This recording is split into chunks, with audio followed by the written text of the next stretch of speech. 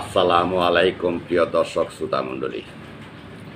National tea কোম্পানিতে MD সচিব নিয়োগ নিয়ে বিতর্ক, বিনিয়োগকারীদের প্রতিবাদ।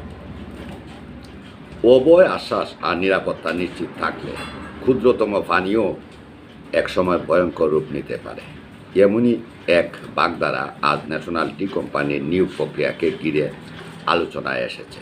সম্প্রতি কোম্পানিতে এমডি সচিব নিয়োগ নিয়ে নানা অনিয়ম ও দুর্নীতির অভিযোগ উঠেছে। এ নিয়োগ নিয়ে কেউ কেউ অট্টহাসিতে পেটে পড়েছেন, আনন্দে বিমূঢ় হয়েছেন, আবার কেউ অনুতাপে ক্ষোভ প্রকাশ করেছেন। সবচেয়ে বেশি প্রতিক্রিয়া এসেছে বিনিয়োগকারীদের কাছ থেকে। তারা বলছেন দুর্নীতিবাজ কর্মকর্তাদের নেতৃত্বে কোম্পানি ধ্বংসের পথে যাচ্ছে।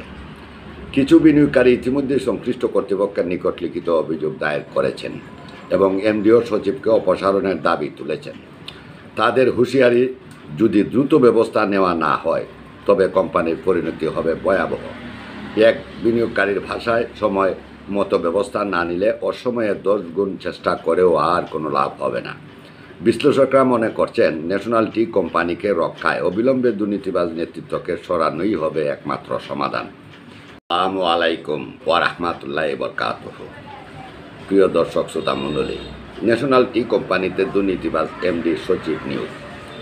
অভয় আশ্বাস আর নিরাপত্তা নিশ্চিত থাকলে ক্ষুদ্র পোকামাকড়ও ডাইনোসরের রূপ নিতে পারে। এমনই পরিস্থিতি এখন ন্যাশনাল টি কোম্পানিতে। এমডিও সচিব নিয়োগ নিয়ে উঠেছে দুর্নীতির অভিযোগ।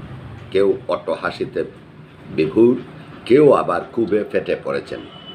সবচেয়ে বেশি ক্ষুব্ধ বিনিয়োগকারীরা। তারা বলছেন দুর্নীতিবাজ কর্মকর্তাদের বিদায় না করলে কোম্পানির ভয়াবহ পতন অবশ্যম্ভাবী।